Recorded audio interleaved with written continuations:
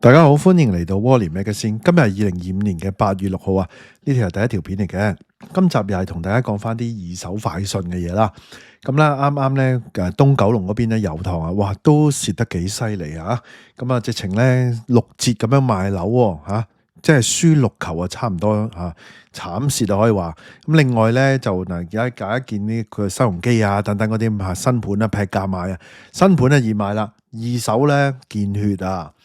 因為減價買嘛，咁啊啱啱咧只係揸咗2年嘅啫，要輸近1球咁慘啊，就係 Lofoland 啦。咁啊另外一邊廂咧，荃灣咧有紅磚屋空置咗48年啦。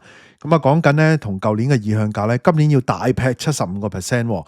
咁啊不如去片同大家咧逐一講講，同埋咧講下個市況啦。喺開始之前，希望大家免費訂閱我頻道 ，subscribe 我 channel，comment like 同埋 share 埋俾你朋友啊。如果可以嘅話咧，免費 join 埋我 Patreon 作為後備。行有餘力嘅話咧，可以喺 Patreon 嗰度咧每個月請我飲咖啡嘅噃。另外咧，我有個最高級別嘅會員，咁啊有額外嘅內容啊，敏感嘅議題同埋一啲付費嘅內容俾大家嘅，多謝大家。好，先同大家講第一單啦，先嚟個九龍東先啦。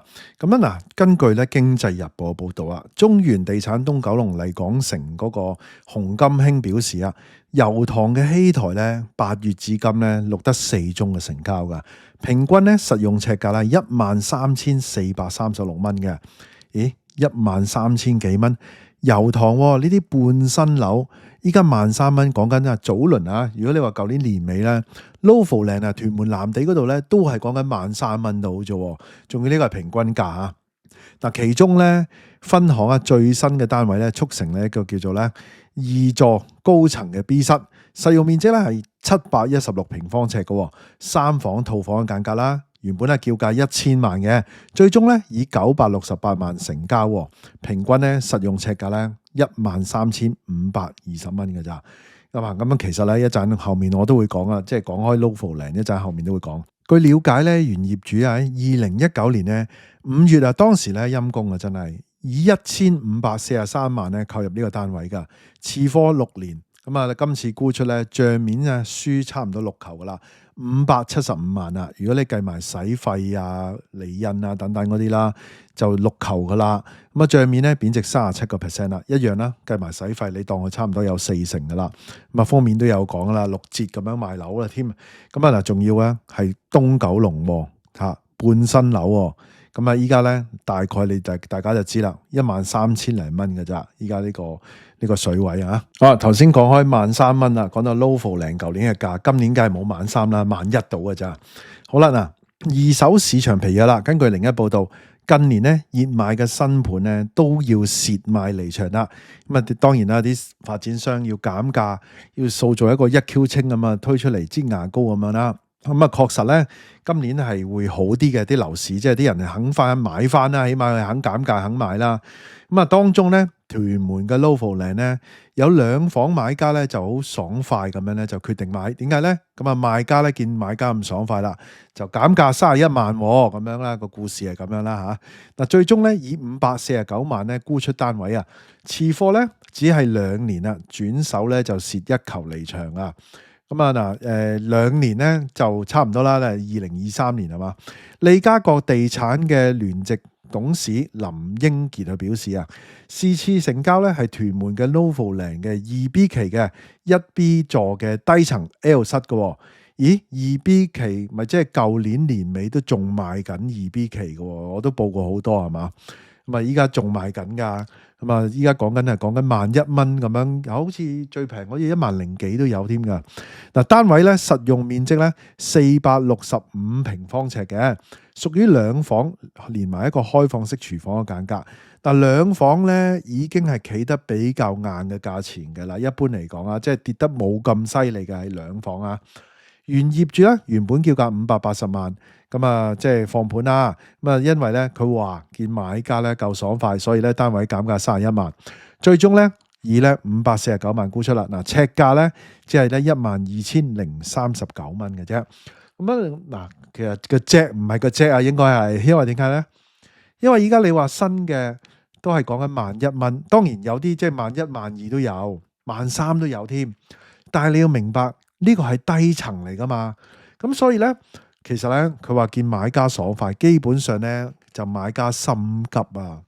咁啊，依家咧有時真係睇買家同賣家嗰個心態嘅啫，即係邊個輸。咁啊，其實唔係淨係睇心態，你都要睇環境噶嘛。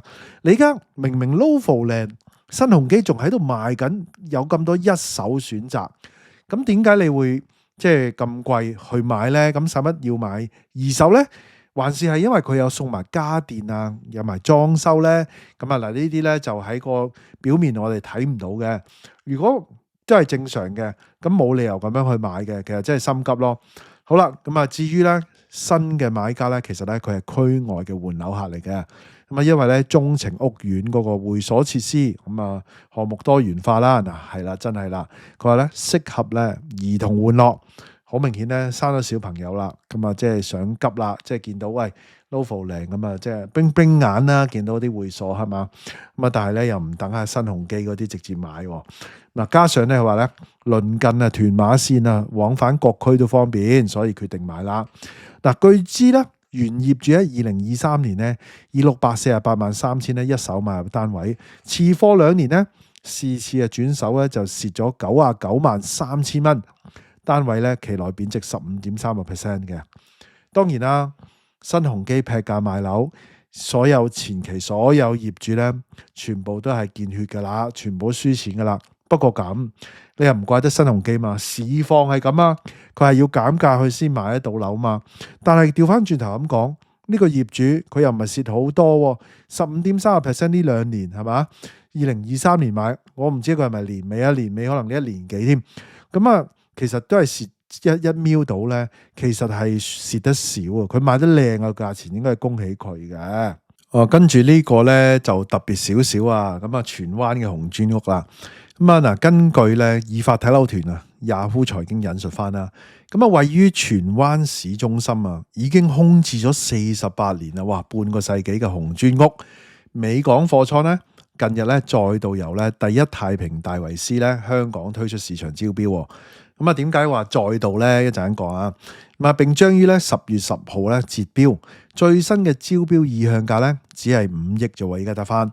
咁點解咧？嗱，舊年咧5月嘅時候咧，高達20億嘅意向價咧，咁啊依家咧大幅下調咗15億或者咧成75%，咁啊梗係啦，因為喂舊年20億應該無人問津啦，同埋咧嗱，你大家睇翻今年2025年啦。你見到黃狗咧劈落去，即係蝕70%咁樣去賣，遠東金融中心嗰啲都係啦，好多商業物業嗰啲咧都係跌得好犀利，好多咧由高位跌落嚟咧，講緊60%咁樣咧就放售，最終賣嘅仲要劈多40%。喺咁樣嘅市況同埋咁多個嗰啲有錢佬啊又好啊，俾人 call 窿嗰啲啊，鋪王乜都好啦，一齊咁樣拋售嘅時候咧，咁我諗呢啲咧第一太平戴維斯咧就唔專業啊，係嘛？咁啊，一條咧唔好搞咁多啦，一劈落去差5%，5億啦。咁啊，講翻呢個物業啦，其實咧佢係2棟咧工業用嘅舊樓嚟嘅，咁啊有18萬平方尺嘅，其實區內罕見嘅。嗱，是次招標咧包括咗呢個紅磚屋、美港貨倉咧，同埋毗鄰嘅美港第二倉。原來咧美港貨倉係3層嘅舊式嘅貨倉嚟嘅，每層咧係講緊咧28,044平方尺嘅。咁啊，總建築面積咧係84,132平方尺，咁啊樓底高度咧係3.93米，去到咧4.95米嘅。咁啊樓面嘅負重能力咧，每平方米咧係講緊300磅噶。而美港第二倉咧係4層高嘅工廈嚟噶，每層嘅樓面面積咧係24,539平方尺，去到咧25,656平方尺不等嘅。咁啊，建築總面積咧係99,273平方尺嘅，咁啊樓底高度咧係3.03米至到3.66米嘅，負重能力咧每平方尺咧講緊150磅噶，咁啊2棟物業咧合共啊提供呢個18.4萬平方尺嘅工業用樓面嘅，屬於咧市區好罕見嘅大規模嘅地皮嚟嘅。咁啊嗱，喂，即係講緊丟空咗48年。我諗有唔少嘅聽眾咧，可能如果住喺嗰頭咧，一出世咧，佢已經係丟空咗噶啦，係嘛？丟空咗咁多年啊！咁啊，點解丟空後面會講啊？咁啊，呢個地段咧係靚嘅一個地理，因為點解咧？佢周圍都好多地標啊，包括咧荃灣嘅港鐵站啦，同埋咧政府合署啦、中檢大廈、新領域廣場。咁啊，其實咧第一太平戴維斯嘅溫武中佢話咧，區內難見咁樣7萬平方尺，而且咧地皮有18萬平方尺嘅工業用樓面供應嘅。咁買家咧可以作咧短線翻新改裝咧多元工業用途，咁亦都適合咧改建大型嘅車企總部同埋維修中心。咩啊？深南美同埋三嶺喺嗰度嘛，因為嗱佢話咧短線改裝工業用途，好老實講，依家呢個時勢，邊個抌大錢去大興土木起嘢？除咗政府之外，係嘛？咁所以佢話短線改裝，但係調翻轉工業用途。你除咗做劏房，依家有咩工業用途咧？係嘛？咁啊，佢就話大型車企啦。喂，嗰啲車企依家都縮皮喎，大家都有裁員又剩啊，又剩係嘛？咁啊，要點會依家去即係大增呢個用地咧？定係點咧？係嘛？搬寫字樓使咁多錢咧？好啦，講翻點解佢丟空咗咁耐啊？嗱，美港貨倉嘅創辦人咧叫做蔡星伯喎。原來咧佢清朝出世嘅，1849年咧喺浙江出世噶，曾經咧留學美國嘅麻省理工學院嗰個，哇，勁人嚟噶。咁佢同咧上海絲綢大王莫雙清嘅女兒結婚之後咧，咁啊接手經營上海嘅美亞織綢廠啊。咁啊1940年代咧就移居香港，咁喺紅磚屋咧，咁啊即係現址啊，咁啊設立咧香港美亞織綢廠同埋咧美港貨倉啦。咦，美港咁啊，可能會咪係佢喺美國留學啊？咁啊，美港啊嘛，40年代即係新中國之前佢就嚟咗啦。咁蔡星伯咧1977年咧離世後咧，呢兩棟物業咧就一路荒廢至到依家啦。原本準備咗呢單嘅，不過我睇真啲。呢單咧刷流量，即係有個 YouTube 頻道刷流量，就攞個單位嚟講，又話即係壽臣山梅艷芳故居咁嘅大題目。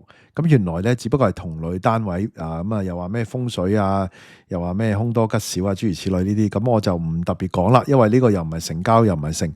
咁佢啊真係冇乜太大嘅價值，而啊淨係刷流量啫。咁啊刷流量唔係唔啱，不過淨係刷流量，同類單位有咩好講咧？咁啊。所以咧我就省略咗冇講呢一度啦，所以咧呢集咧就係得咁多，咁啊有啲咩諗法咧，不妨喺下低留言啦。大家都聽到嚟呢度啦，希望大家 like 埋呢條片啦 ，share 埋俾朋友，記得未 subscribe 嘅要 subscribe 埋啊，可以嘅話 join 埋我 Patreon啦，多謝收看，拜拜。